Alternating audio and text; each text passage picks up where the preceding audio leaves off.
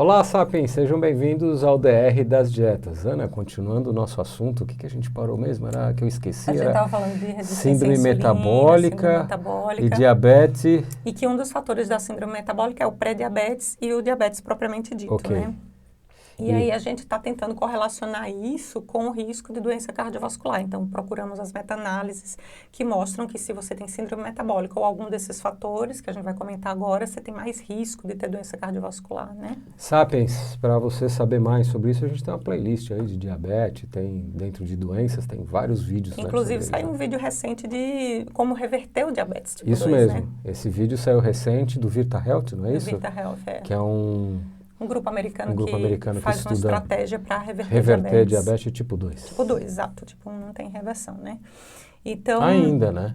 quem sabe um dia, Quem não é sabe mesmo? um dia. Sabe, Não vamos perder acompanhar as esperanças. Ela ciências. sempre é a última que morre. A gente morre antes sem saber. Vamos lá. junto. Ai. Então, vamos lá. O que a gente consegue ver, no geral, assim, de pré-diabetes, a princípio? Que é aquilo que a síndrome metabólica identifica, né? Uma glicemia alterada ali, mas que às vezes não virou diabetes ainda. Se você tiver pré-diabetes ou diabetes, você já ganhou aquele ponto na síndrome metabólica. Já deu um dos pontos da síndrome metabólica.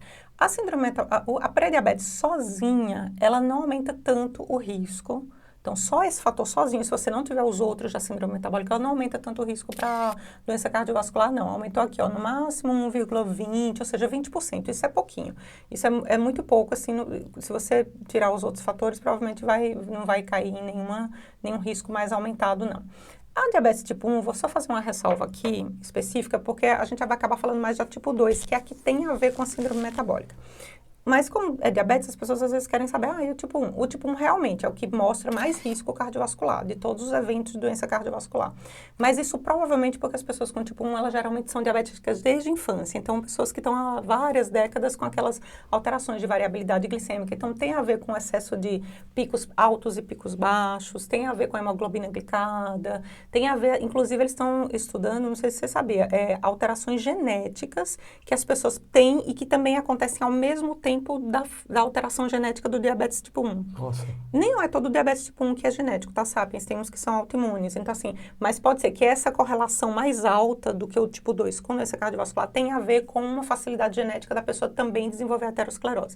Mas então, vamos deixar o tipo 1 de ladinho e vamos concentrar no tipo 2, que é o que vem, que é a consequência da síndrome metabólica, né? Então, o diabetes tipo 2, por exemplo, risco de doença coronária, arterial coronária, que é infarto, angina, né? Aquilo que as pessoas têm mais medo. Ele acaba sendo, por exemplo, maior nas mulheres. Teve uma sistemática e meta-análise que viu que as mulheres com diabetes tipo 2 tinham 3,6 vezes mais chance de ter um infarto ou angina do que homens também com diabetes tipo 2 tinham um pouco menos, deu até 2 ponto alguma coisa. Isso que as mulheres vivem mais, né? Então... mas sabe por que acontece esse número mais alto? Não. Porque proporcionalmente elas têm menos risco. Então, quando elas colocam o diabetes em cima, ele tem uma distância muito grande entre o pouco risco que ela tinha antes e o risco mais alto que ela adquiriu agora com diabetes. O homem, como ele já tem mais risco mesmo, então um pouco a mais de risco com diabetes ficou mais próximo, entendeu? Entendi. É mais uma diferença entre o risco menor que ela tinha, mas... Então, mulheres, se vocês desenvolverem diabetes, aí que vocês têm que ficar muito esperta, porque tanto mortalidade para doença cardiovascular, quanto o risco de ter algum evento coronário, aumenta muito, tecnicamente, uma proteção que a gente teria por ser mulher, né?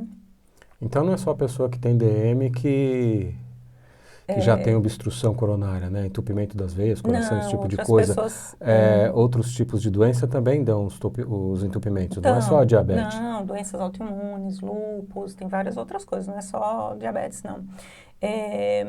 Mas se a pessoa aprender a controlar a diabetes, ela vai estar evitando muita coisa, não vai? É aí que está, onde você chegou está perfeito. Porque não é só o diabetes em si, tem que ter a inflamação dos vasos. Isso, é isso que eu ia falar, as inflamações, os vasos ficam inflamados por conta da glicose que fica sobrando, né? Que fica vai agredindo, né? Vai agredindo. E também por causa da variabilidade glicêmica. Então, tem a insulina também deixa os vasos irritados. A insulina também é um agente pró-inflamatório, exatamente, perfeito. Então, o excesso de insulina, principalmente que isso vem acompanhado do tipo 1, o excesso de glicose e a variabilidade da glicemia. Então, assim, você tem uma variabilidade muito grande, que às vezes a pessoa se confia que está com aquela hemoglobina glicada que está sob controle, mas é porque ela está tendo muita hipoglicemia. E aí está puxando a média da hemoglobina glicada para baixo. Isso também não é legal. O excesso de variabilidade é bem inflamatório. Então, mas quando você fala, você colocou para mim no meu texto aqui, neuropatias, mas eu vou falar com vocês.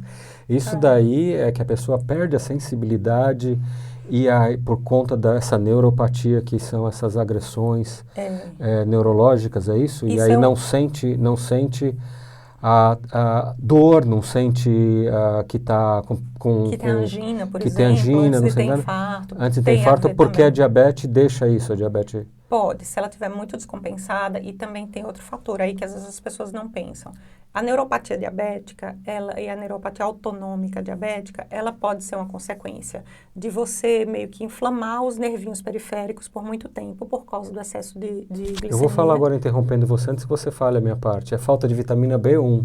E também pode ser por falta de vitamina B1. Tem as duas coisas. Então, assim, pode ser um excesso de glicemia que meio que dá uma fritada ali nos nervinhos, e aí a pessoa começa a não ter sensibilidade, aí o perigo é a pessoa ter uma angina e não sentir a dor. E aí então, nem vai procurar o médico. Aí quando vê, já infartou, já complicou, entendeu? Tem essa questão. Mas uma parte dessa falta de sensibilidade, que não sei se vocês já observaram, mas tem umas pessoas que têm, por exemplo, pressão alta quando levanta, então essa dificuldade do coração seguir os movimentos do pressão corpo. Baixa, você fala. Pressão baixa. De não controlar, né? A pressão ficar alta ou ficar baixa, dependendo da posição do corpo. A gente teria que controlar isso. Essa falta de autonomia do sistema nervoso, que tem um sistema nervoso que aumenta e outro que diminui. Eles ficam meio que brigando entre si. Quando um está meio dominando mais do que o outro, aí às vezes dá essas variações muito grandes. Tanto na pressão, quanto uma das explicações que eles estão encontrando é que isso aí altera a capacidade do coração de dilatar os vasos. Aí quando você não dilata, se tiver alguma obstrução, ele não está dilatado, está contraído, então tem mais dificuldade de passar o sangue. E isso acaba gerando um infarto, por exemplo. E a vitamina B1, ela é muito desperdiçada no diabetes tipo 1. Porque tipo urina 2. 16 vezes mais do que, muitas vezes mais, Exato. todas as vitaminas sais minerais. Todas as hidrossolúveis, quando você tem diabetes, ou ela síndrome, vai embora. Fora que gasta usando para metabolizar a glicose, né? Então, tipo 1. Você com diabetes aí vê as suas vitaminas com o seu médico. Você lembra que você até lembrou do beriberi, um dia desses que a gente Sim, falou de falta lá de no vitamina Japão, B1. da nobreza, que só comia aquele arroz. Arroz branco. Arroz branco. Arroz branco não tem nada, viu, gente? Ele é só amido, né? Praticamente amido puro, só se ele for fortificado, né? Mas isso, a vitamina B1, justamente, essa falta da vitamina B1 poderia dar esse mecanismo de neuropatia. E ela é muito gasta na hora que você usa, se você gira a glicose no ciclo de Krebs, você depende muito da vitamina B1. Então, quem tem muita glicose rodando, come excesso de carboidrato, já está com pré-diabetes, a insulina já está jogando... Ciclo de Krebs é a formação da energia de vida dentro da mitocôndria, né? Isso, acaba gastando muita vitamina B1. Então, existe uma ideia aí de que a maioria das pessoas diabéticas ou pré-diabéticas, ela já tem uma deficiência de vitamina B1 natural, só pela condição mesmo de pré-diabetes. Isso pode agravar essa questão da falta de sensibilidade cardíaca também. Então, o diabetes, no geral, como componente da síndrome metabólica ou sozinho, ele vai aumentar, sim, risco de morte por doença coronária, que é infarto, né, angina, em 3,5 vezes na mulher, 2 vezes no homem. Olha aí, gente, mulherada, fica de olho. Fica de olho, porque a gente já tem mais proteção do que os homens para doença cardiovascular e para infarto. Mas se tiver diabetes, você perde totalmente essa proteção. Até fica mais arriscado do que os homens, né? Então, as maiores que eu encontrei foram essas. E de ter mesmo infarto também é 2,5 vezes, até 3 vezes mais do que... E o homem também aumenta 2 vezes, né? E aí, se a gente... Controle total da glicemia ajuda nisso? Então, a gente sempre tem que pensar nisso, sabe? Quando você tem uma doença... Os riscos, né? Tô dizendo. Se você tem uma doença e ela aumenta seu risco de ter um outro evento, o que é que acontece se você tratar essa doença? Então, isso é a comprovação de que realmente existe risco. E os trabalhos mostraram isso mesmo. Se você faz o tratamento do diabetes, se você consegue reduzir a hemoglobina glicada, você consegue também reduzir o risco desses eventos coronários, desses eventos de infarto. Mas dependendo do tratamento, se ele for muito intenso e muito compulsivo, ele pode arriscar porque você vai começar a ter muita baixa, é isso? Hipoglicemia demais. Hipoglicemia. Exatamente. Muita baixa no açúcar, e aí também faz mal. Que é aquilo que a gente falou da variabilidade. Então, assim, os trabalhos mostraram que você reduzir em 0,5 meio ponto, às vezes até em 1 ponto. É claro que também não pode estar com a glicemia estouradona. Acho que eles viram uma média aí de 7,3. Eles viram, assim, que um tratamento legal, assim, de 7,3 de hemoglobina glicada, de 6,6 a 7 ponto pouco, para uma pessoa que tem diabetes, meio que está num nível ok, de não estar exageradamente controlado e nem estar totalmente estourado. O que ela está falando não é para deixar de controlar, isso. Viu? Não é isso. É que o excesso de controle também pode fazer mal. Porque como você, a menos que você faça uma dieta igual todo dia, e aí toma insulina igual todo dia, e não passa nervoso igual todo dia. Quem controla essas coisas? Porque não dá para controlar essas coisas. Então fica oscilando. O que deveria ser feito mais é um controle aí de maquininha, e aí come um pouquinho e vai indo, né? Porque se você faz aquele...